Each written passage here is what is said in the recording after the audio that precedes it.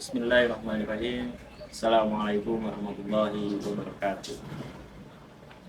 Alhamdulillahilladzi hadana lihadza wa ma kunna linahtadi laula an hadanallah. Asyhadu an la ilaha illallah wa asyhadu anna Muhammadan rasulullah. Wassalatu wassalam ala asrofil anbiya'i wal mursalin wa ala alihi wa sahbihi ajma'in. Amma ba'd. Wa usikum wa iyaya bittaqwallah faqad faza al-muttaqun wattaqullaha haqqa tuqatih wa la tamutunna illa wa antum muslimun. Qala Allah Ta'ala fi kitabil Qur'anil Karim. A'udzu billahi minasyaitonir rajim. Bismillahirrahmanirrahim. Wa adhi fin nasi bil haja ya'tuka rijala wa ala kulla dhamirin ya'tina min kulli fajr amik.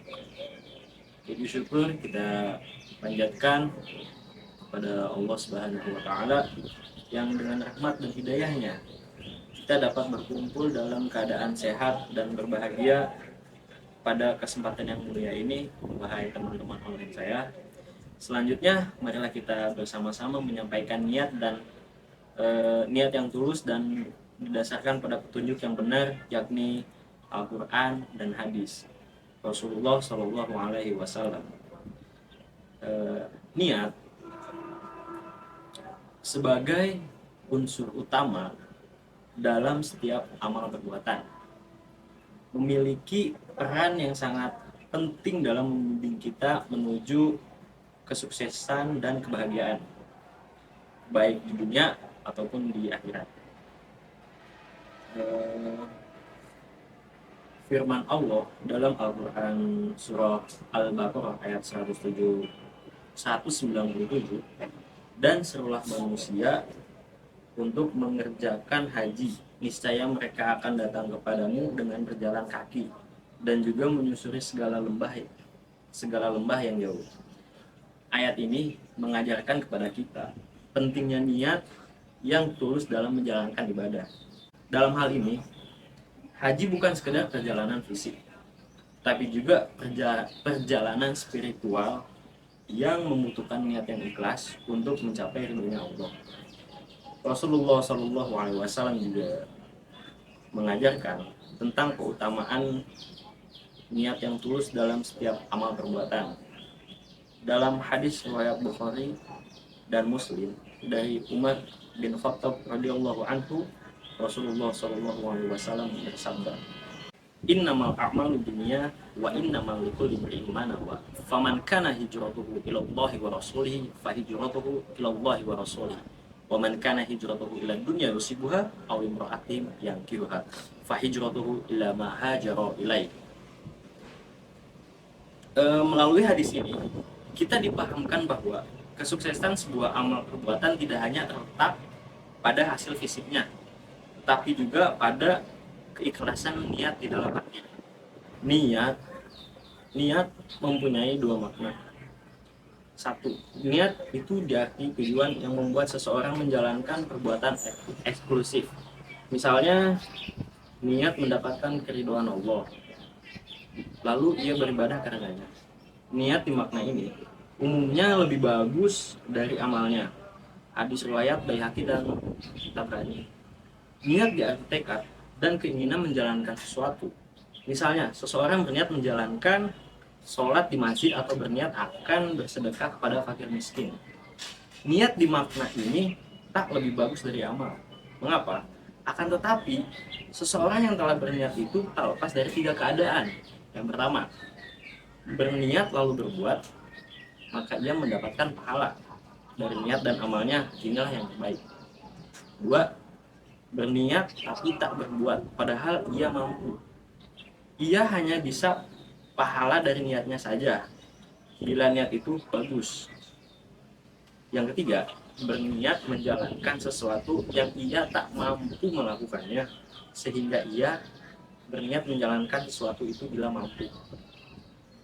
Seperti bila seseorang berniat sedekah, bila ia mempunyai harta, maka ia mendapatkan balasan yang bagus. atau buruk sesuai dengan perbuatan yang dia niatkan. Itu meskipun belum mengamalkannya.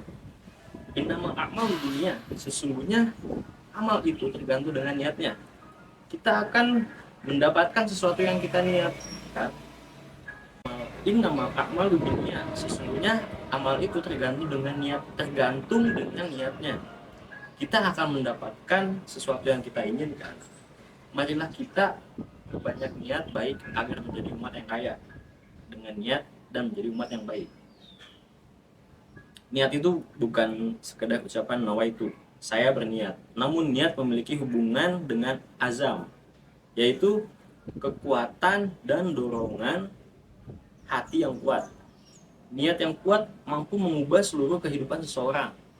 Contohnya, ketika kita di zaman dulu tidak mengenal teknologi dan kita mempunyai niat yang kuat serta azam, tekad, maka kita mengubah era zaman dulu yang akan asing dengan teknologi menjadi era yang sekarang, yaitu penuh dengan teknologi. Bahkan mulai dari fungsi handphone ataupun internet hingga AI dan masih banyak lagi.